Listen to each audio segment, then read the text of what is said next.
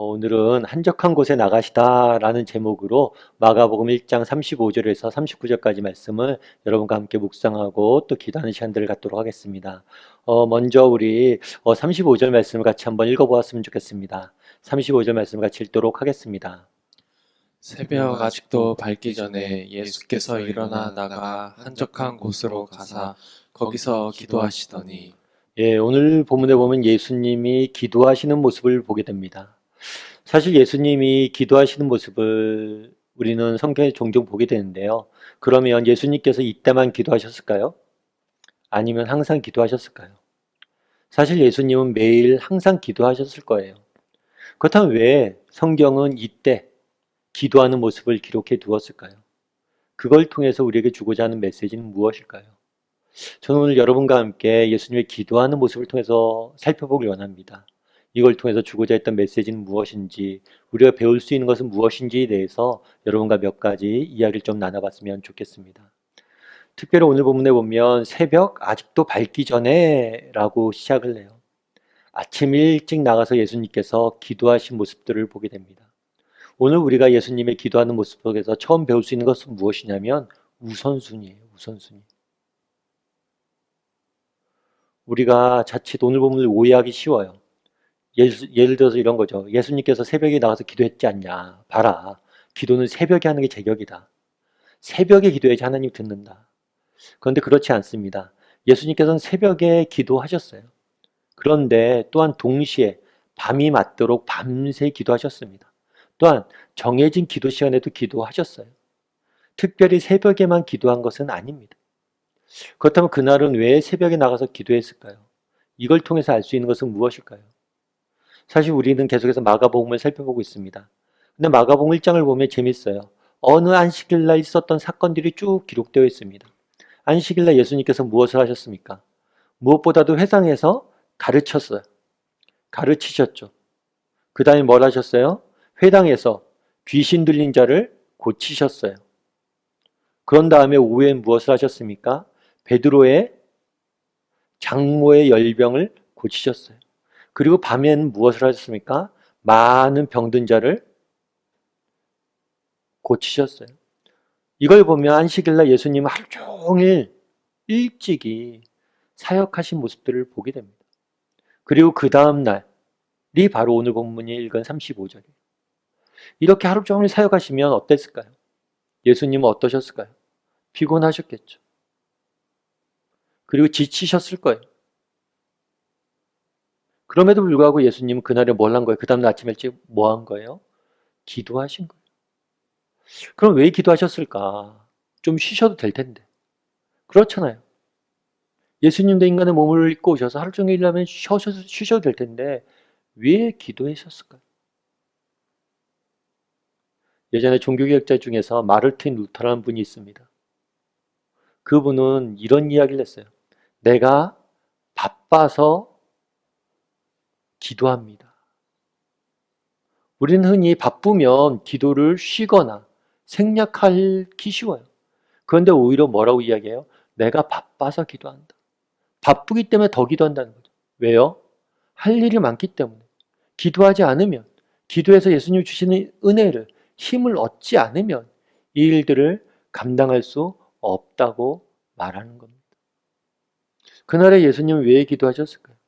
이걸 통해서 보여주고자 했던 메시지는 무엇일까요? 예수님도 마찬가지죠. 얼마나 바쁘셨어요. 얼마나 피곤하셨어요. 그럼에도 불구하고 왜 기도했냐는 거예요.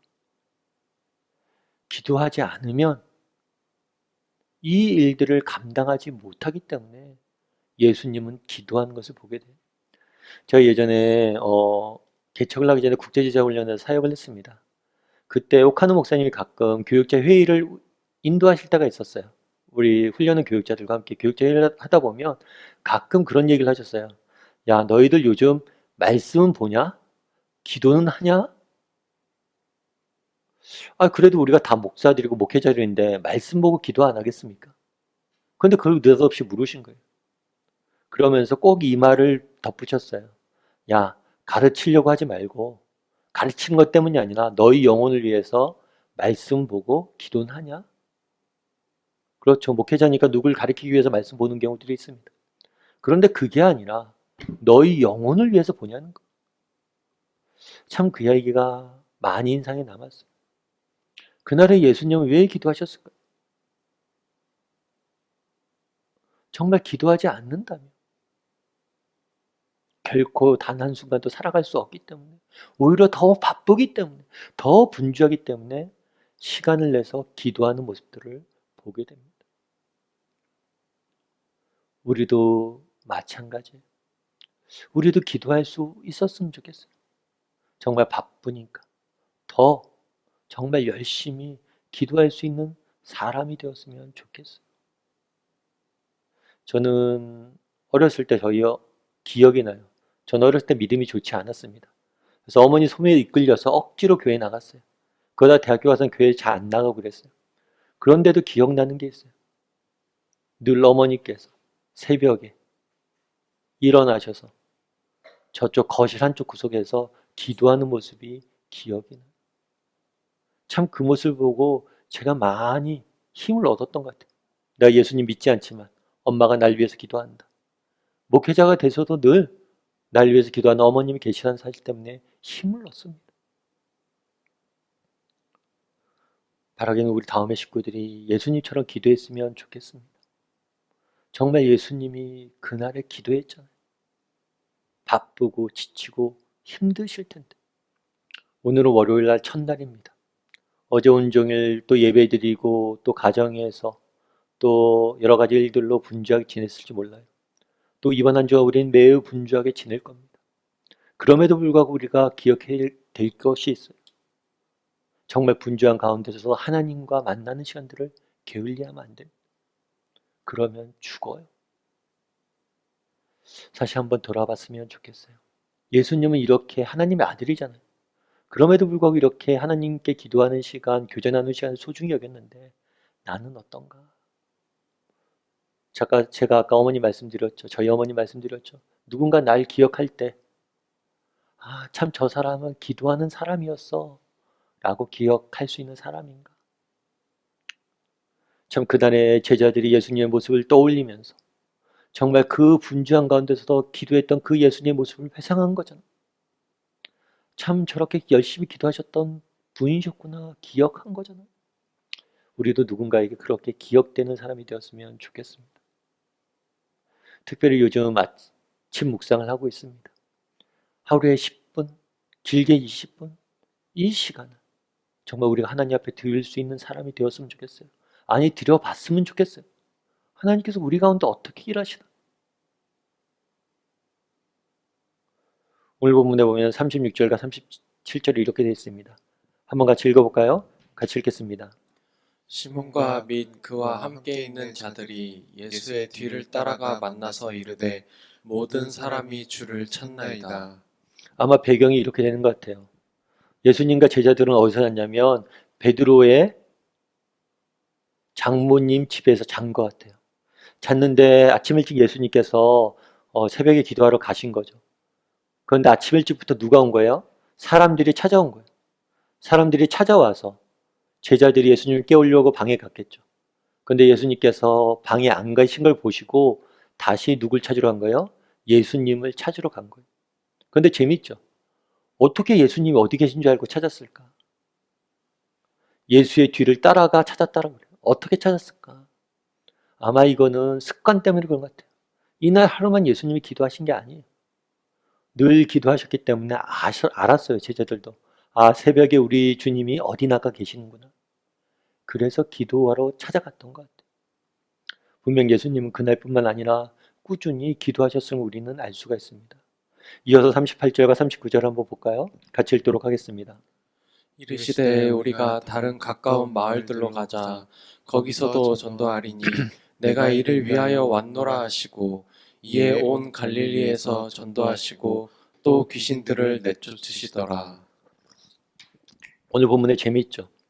제자들이 찾아갑니다. 예수님에게. 그런데 예수님한테 말해요. 예수님, 많은 사람들이 당신을 찾으러 왔습니다. 그랬더니 예수님께서 뭐라고 그래요? 우리가 다른 마을로 가자. 거기서 전도하리니 내가 무엇을 위해서? 이를 위해서 왔노라. 이를 위해서 왔노라. 요즘 우리가 가장 많이 듣는 말 중에 그런 말이 하나 있죠. 인생은 속도보다 방향이 중요하다. 예수님께서 기도하셨습니다. 기도하신 다음에 제일 처음에 한 말이 뭐예요? 내가 이를 위해서 왔노라. 자신의 소명을 분명히 하고 찾아가는 모습들을 보게 됩니다. 여러분, 아침 묵상, 기도하는 시간이 왜 중요할까요? 여러분, 우리는 멈춰야 돼요. 멈춰서 돌아봐야 됩니다. 하나님과의 관계를 점검하고 내가 어디로 가고 있는지 점검하고 그걸 통해서 우리의 인생의 방향을 바로 잡아야 돼요. 저와 이렇게 아침에 묵상하고 아침 기도하는데요. 이 시간이 그런 시간이 되었으면 좋겠어요. 정말 이 시간을 통해서 하나님을 만나는 시간이 되었으면 좋겠습니다. 그리고 예수님께서 그날의 기도를 통해서 정말 자신의 소명과 자신의 가야 될 길을 잃지 않고 또 주님이 주시는 힘으로 그 길을 걸어갔던 것처럼 우리도 이렇게 멈추어 기도함으로 정말 하나님 우리에게 주신 소명을 찾고 그 길을 걸어갈 줄 아는 저와 여러분이 되기를 주님의 이름으로 소원합니다.